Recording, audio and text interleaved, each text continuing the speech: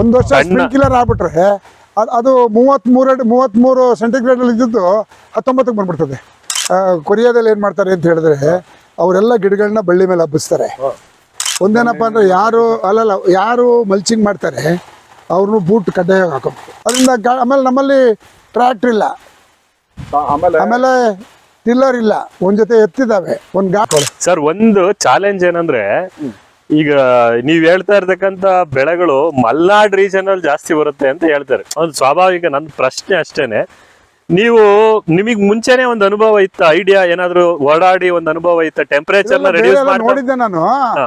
ಆಮೇಲೆ ನನಗೆ ಒಂದು ಕಾನ್ಸೆಪ್ಟ್ ಆದದ್ದೇನು ಅಂತ ಹೇಳಿದ್ರೆ, ಯಾವುದೇ ಭೂಮಿನ ನೀವು ಟೆಂಪರೇಚರ್ ಕಡಿಮೆ ಮಾಡ್ಬೇಕು ಅಂತ ಹೇಳಿದ್ರೆ ಜೀವಾಮೃತ ಮಾಡ್ಬೇಕು, ಇದು ಸ್ಪ್ರಿಂಕ್ಲರ್ ಮಾಡ್ಬೇಕು.